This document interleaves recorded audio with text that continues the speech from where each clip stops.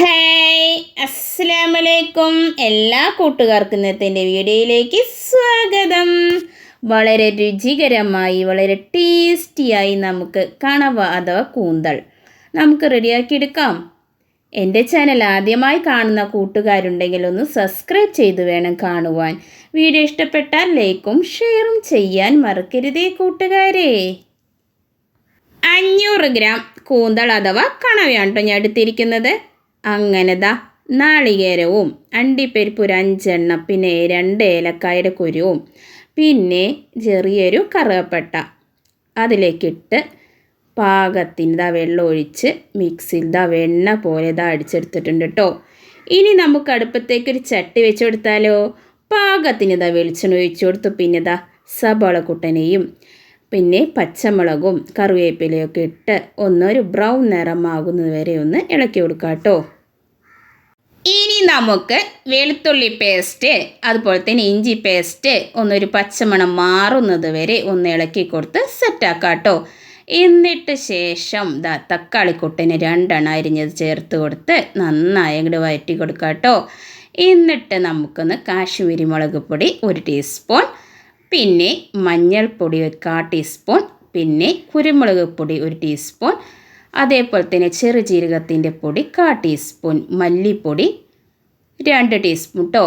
എന്നിട്ട് മസാലയുടെ ഒരു പച്ചമണം മാറുന്നത് വരെ ഇളക്കി കൊടുക്കാം കേട്ടോ. ഇനി നമുക്ക് കണവ അഥവാ കൂന്തൽ കഴുകി വൃത്തിയാക്കി വെച്ചത് അതിലേക്ക് ചേർത്ത് കൊടുക്കാം കേട്ടോ. അതിലേക്ക് ചേർത്ത് കൊടുത്ത് നന്നായി അങ്ങോട്ട് ഇളക്കി കൊടുക്കാം കേട്ടോ. കൂന്തൽ നന്നായി ചൂടായ ശേഷം നമുക്കതിലേക്ക് പാകത്തിന് ഉപ്പൊക്കെ ചേർത്ത് കൊടുക്കാം കേട്ടോ. എന്നിട്ട് 1.5 കപ്പ് വെള്ളമാണ് ചേർത്ത് കൊടുക്കേണ്ടത് കേട്ടോ. പിന്നെ എന്തൊക്കെയുണ്ട് വിശേഷം? എല്ലാവരും സുഖമായിരിക്കുന്നോ? പിന്നെ നിങ്ങളുടെ സപ്പോർട്ട് ഉണ്ടെങ്കിലാണ് എനിക്കിനി മുന്നോട്ട് പോകാൻ സാധിക്കുള്ളൂ കേട്ടോ. അങ്ങനെ 1.5 കപ്പ് വെള്ളം ചേർത്ത് കൊടുത്ത് നന്നായി അങ്ങോട്ട് മിക്സാക്കി കേട്ടോ. ഇനി നമുക്ക് 5 മിനിറ്റ് ഒന്ന് മൂടി വെച്ച് വേവിക്കാം കേട്ടോ. അതിന് ശേഷം 5 മിനിറ്റ് കഴിഞ്ഞു കേട്ടോ. നന്നായി സെറ്റായി വരുന്നുണ്ട് കേട്ടോ.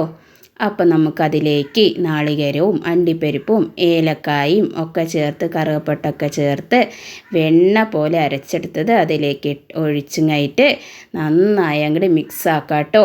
എന്നിട്ട് നമുക്കൊരു 15 മിനിറ്റ് വേവിക്കാൻ വെച്ച് കൊടുത്ത ശേഷം കറിവേപ്പിലയൊക്കെ ഇട്ട് നല്ല രീതിയിൽ തന്നെ വളരെ രുചികരമായ കൂന്തൽ അഥവാ കണവ കറി റെഡി ആയിട്ടുണ്ട് കേട്ടോ.